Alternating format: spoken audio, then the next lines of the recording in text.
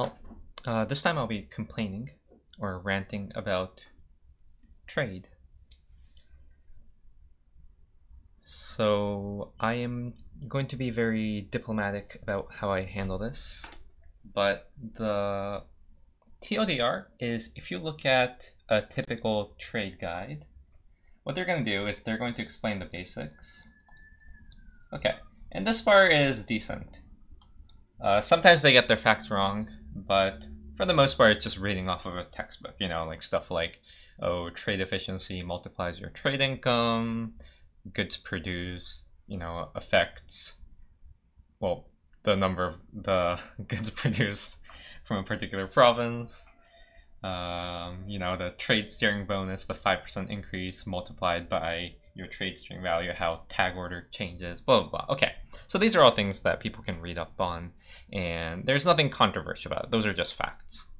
But then they sort of overreach their boundaries, and they go to the sort of advanced stage, where here they sort of give you rules of thumbs or like guidelines to follow. Stuff like, oh, you should transfer in this scenario, you should collect in this scenario, and so on. Well, honestly, I've never seen anyone do the advanced part justice. Okay, again, I want to be diplomatic, so I'm not going to mention any names. I'm not going to mention any particular guides. But all I'll say is that I don't know of anything that actually does this part justice. So my goal is to work on this section. Now, I'm going to assume you know the basics. If you don't know the basics, you should probably consult Wiki or some other video, and then maybe come back here if you're interested in learning advanced. So, my agenda, I suppose, is the following. Let's see. Trade power modifiers are sort of negligible. Okay, it's not as impactful as people think. Of course it matters, but the point is it's not as impactful as people make out to be. So as a corollary, this means that the multiplicative minus 50% TP malus from collecting in your non-main trade node, from collecting, let's say I'll write it as outside home node, isn't that bad.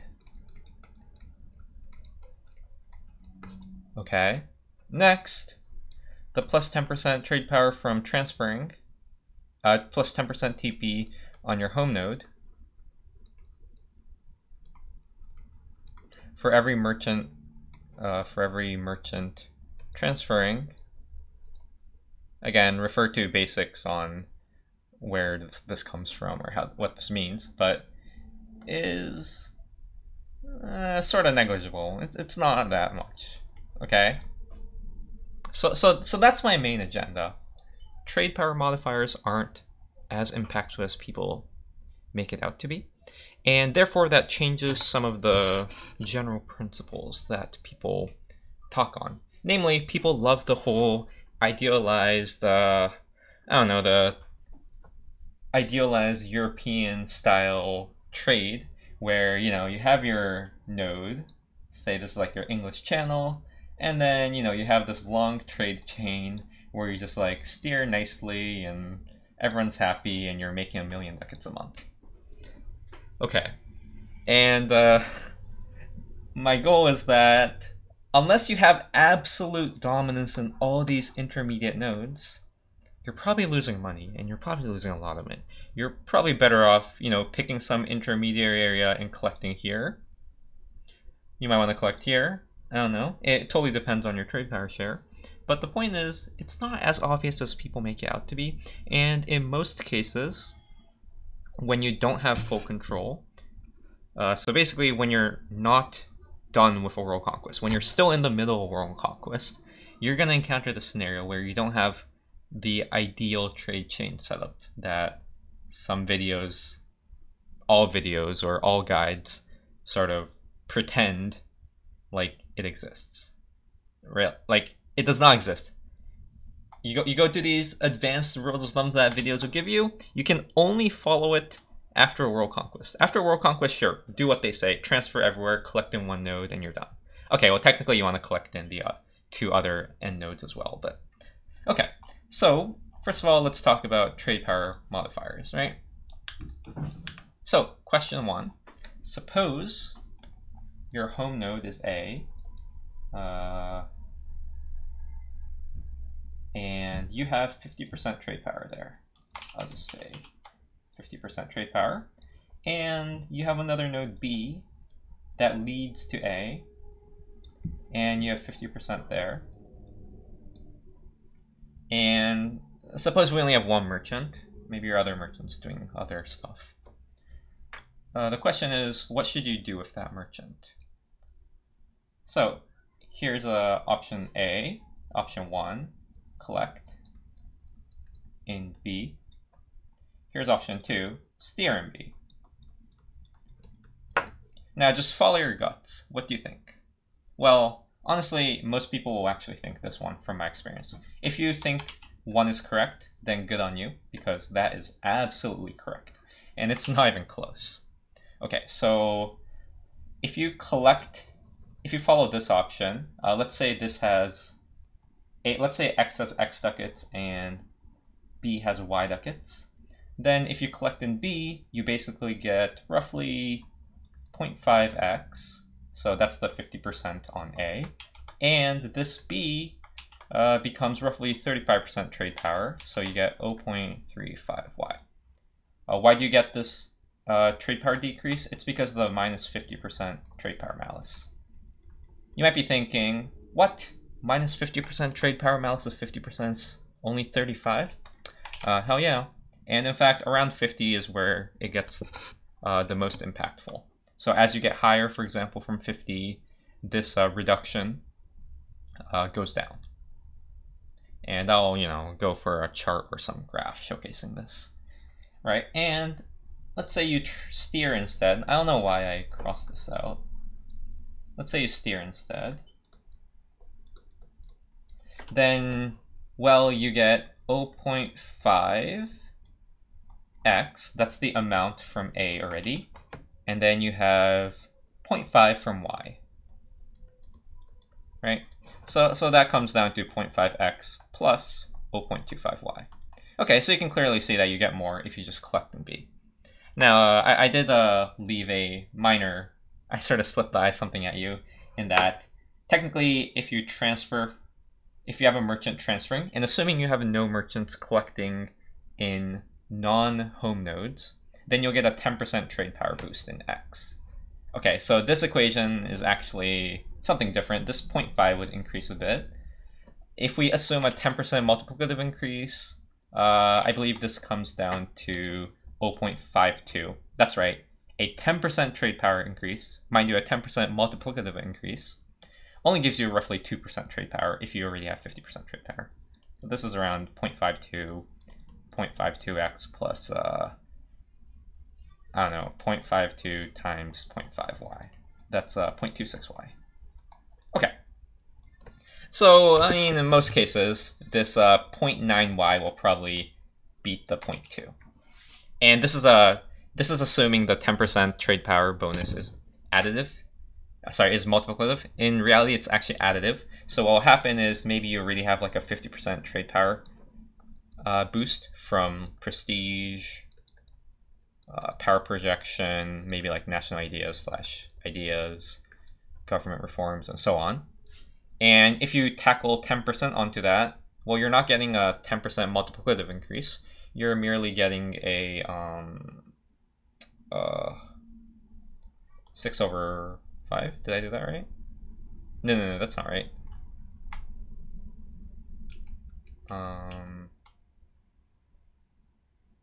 Oh boy. Right, 1.5 over 1.6. So you're getting a 16/15, which is a 1/15 multiplicative increase in trade power, not 1/10. That's the point. So basically, the more trade power you already have, the less the plus 10% even helps in 2 ways. Okay. So let's go for some graphs. I will use my handy dandy Wolfram Alpha. Oops, Wolfram. So let's go over what happens when you collect in a non-home node. So suppose X is your trade power. So X ranges from 0 to 1, 1 being 100%. Then the amount, actually I'll plot 2 at the same time. So then X would be your trade power given some trade power, X. And your modified trade power, assuming your trade power goes down by 50%, is the following: 1 minus X plus X over 2.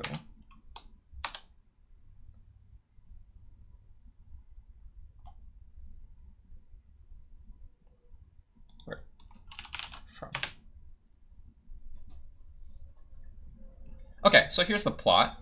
So if you look at this difference, that's the amount of trade power you lose. So let's make that explicit. So I'll do a subtraction this time.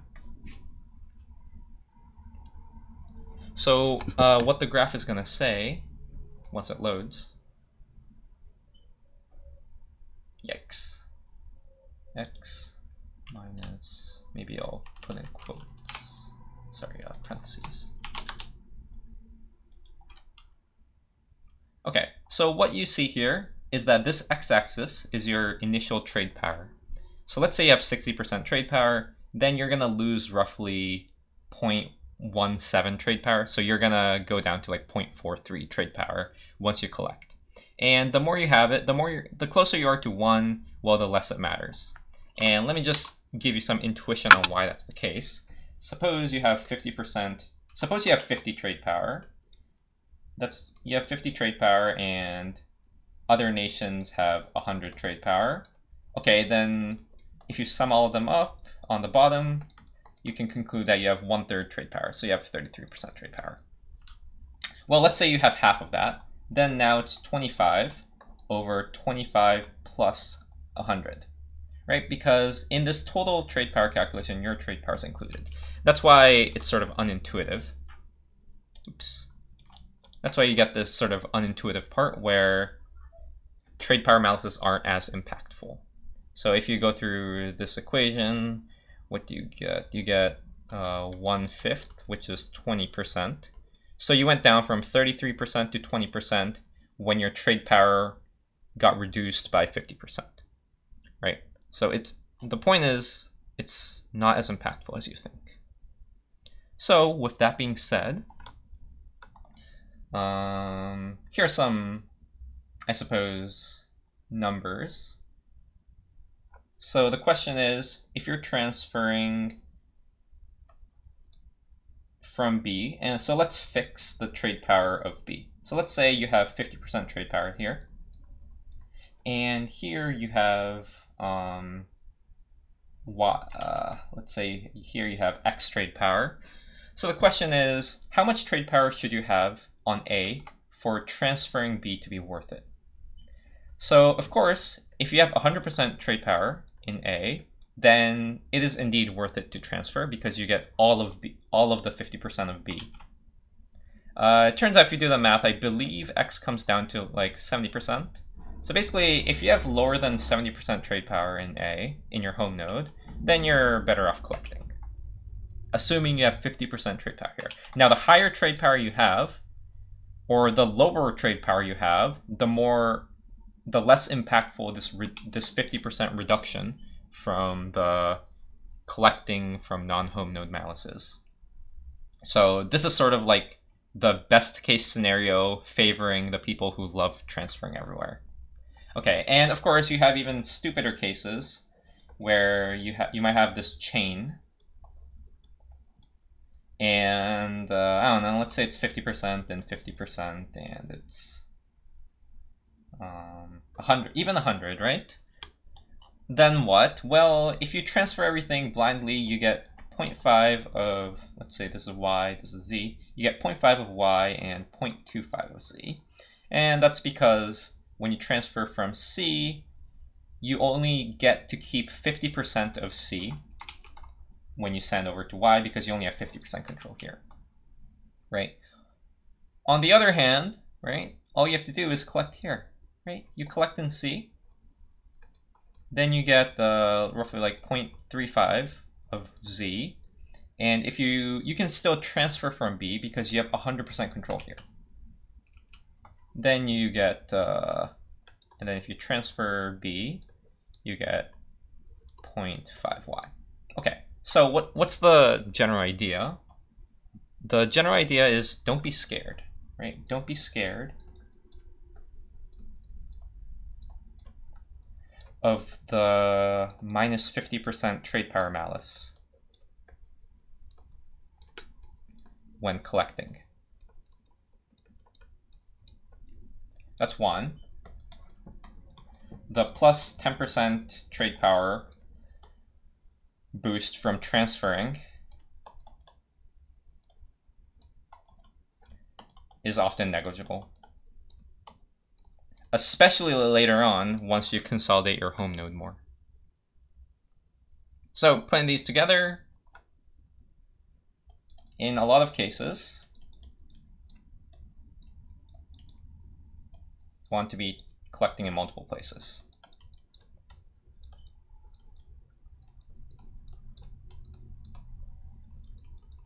Now for the record, this lot of cases refer to basically like the mid game of a typical like expansion focused run. In the very early game, then you still might have that situation where you just aren't interacting with too many nodes, so you do get to collect on one, for example. For example, England. Yeah, let's do England. People mistake this a lot. So here's our favorite friend, England. And England, if I recall correctly, starts with like 50% trade power in EC and like 15% in the North Sea, and I think like 8% in Lubeck. And the default configuration is as follows: transfer, transfer. Now, funny enough, it turns out that you can actually collect in Lubeck and you'll make around the same money. But this segues into my next point. Collecting on home node is often worth it. Collecting on home node is pretty good.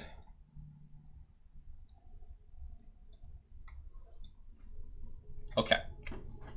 So in this England scenario, it turns out that I believe the best merchant setup is transferring here. You don't transfer here, so you don't have a merchant in Lubeck, and you collect in English Channel.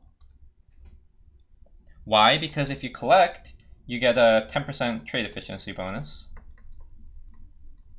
And unlike trade power, trade efficiency is pretty darn good, especially early on when you don't have trade efficiency modifiers. Because it really is a flat 10% increase in the amount of ducats you make from collecting. Now, of course, that's not entirely accurate because you have other sources of trade efficiency. You might have like 20% from burgers, so going from 20% to 30% is, what, 13 over 12. So it's a 1 over 12 increase, which is probably like 0.8%. It's probably like 8% increase. But still, 8% increase is actually much better than getting like a 2% increase in trade power. So this is actually very valuable. And people underrate this a lot. People think, oh, you don't have to collect because you automatically collect. But if you collect, you get 10% trade efficiency. And that's very strong. It's often much stronger than transferring. Especially because in this case, other tags are already transferring for you, right? So your 8% Lubeck trade power actually does get applied to transferring. It's just that you're not explicitly controlling the direction. Well, for Lubeck, it doesn't matter because Lubeck only transfers to one place. So your merchant there is basically useless. Anyway, so what did I want to go over? I'll just summarize on the bottom. You probably want to collect in multiple places. And that's the trade power argument I gave.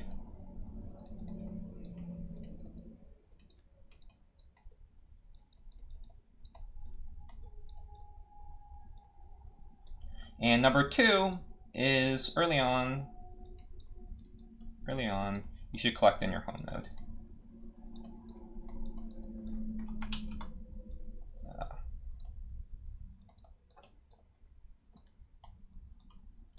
By the way, both of these two are often deemed as inefficient by typical guides, and that's why they're wrong.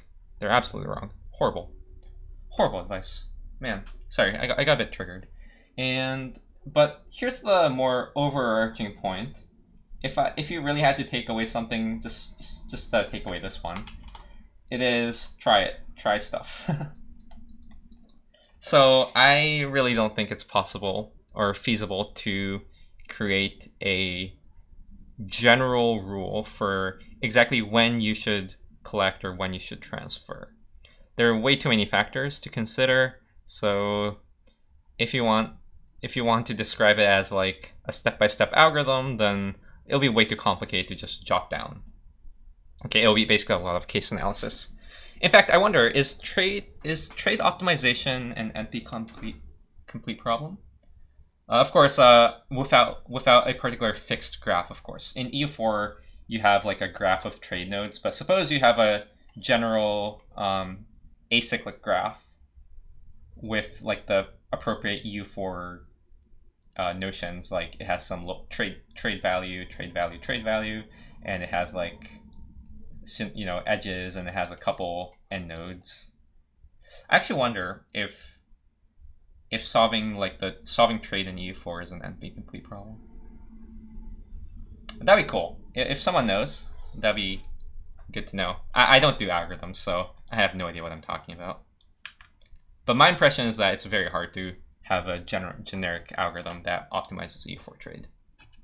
But really, just try stuff. It's very easy to just move around your merchants. It's not that punishing, right?